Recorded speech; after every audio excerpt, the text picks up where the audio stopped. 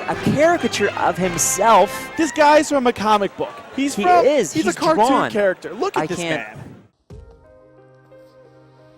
It's actually surprising when I look at Melee history how neglected this fine-looking gentleman has been. And yeah, you guys know about the ChuDat pose. Yes, you think he's probably a good player, but for the newer people who have been following the scene, ChuDat is an all-time great that has been neglected. And I actually view him as probably one of the most neglected players of all time when we look at their overall skill and accomplishments versus the recognition that they get.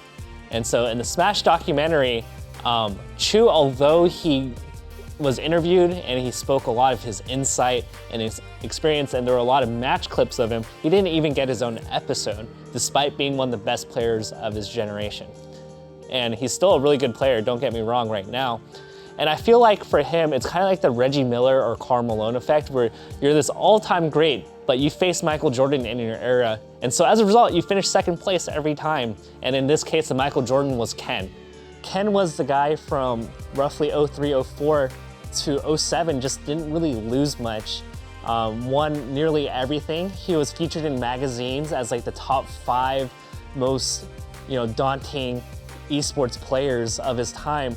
When we think of Ken in terms of the all-time greats, he's definitely up there. He's rightfully earned the title King of Smash.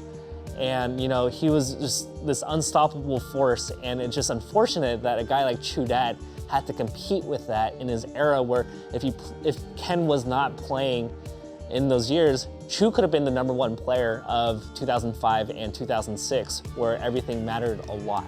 But if you look at many of those MLG results, Chu actually finished in 2nd or 3rd at almost all of them, if you really look at it. And some interesting tidbits about him, he's been good since 2004. In the era where Isaiah was king, he built the Ice Climbers before people thought Ice Climbers was a bad character. Yes, I know they mentioned that in the documentary. And yeah, like Ice Climbers was considered low tier until ChuDat came along and started doing all these cool stuff. But if we want to look over his accomplishments, 2004 is a really long time, and I can't really think of another player that has really stood the test of time. Yes, you can say Mewtwo King, who's been a top player, but his rise to prominence, his rise to top 5 started in like 06. And yes, Mewtwo King's peaks as a top 5 player were longer than Chu's, but Chu's been playing since 2004, now to 2016. That's 13 years. And believe it or not, even in the modern era, his glyco ratings, if you want to look at things objectively, he's ranked 13th, and that's insane. And when you really consider the caliber of player, when you think of 13th place right now, you think of Ice, you think of Wizrobe, you think of Lucky, you think of SUJ, but yet numerically speaking, Chu's up there with them.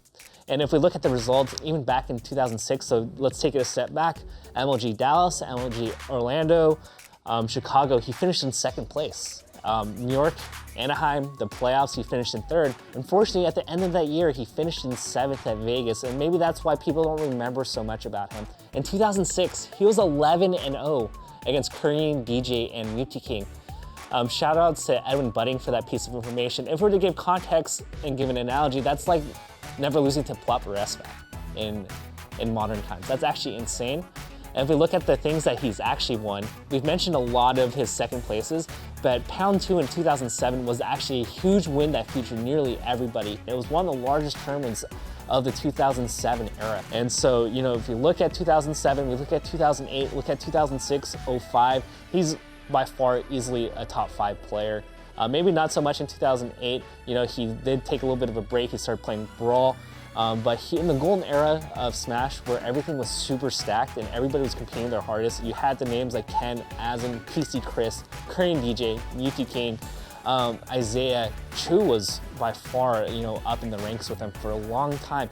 And even when we look at the era, we look past the era of the old school players, Azen's kind of slipped off. Ken had a minor renaissance, where he kind of came back for a little bit. Chu has really stood the test of time. And if we look at the modern era of the 5 gods, we've seen Chu, give the best players trouble.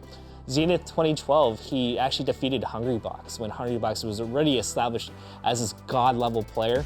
And even when we look at the last 2 to 3 years, Chu always, for some reason, we write him off and we say, you know what, I don't think Chu's that good anymore. He's probably gonna lose, get 49th, 65th.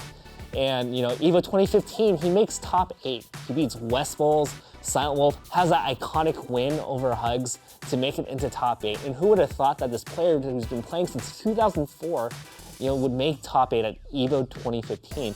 Not only that, but in EVO 2016, this year, where we have the likes of SFET and West Bulls, these players that are top 10 in the world, ChuDat managed to beat them.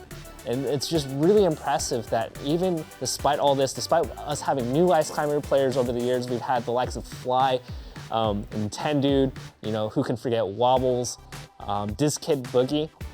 Despite all that, he's the only Ice Climber to take a game on Armada. You can list off all these, you know, special facts that pertain to Chu, and I believe that he deserves more recognition. And you know, he's done so much for the community, and who can forget this iconic pose? So, you know, do your research, watch ChuDat's history, and you'll be really impressed. Right, Chu?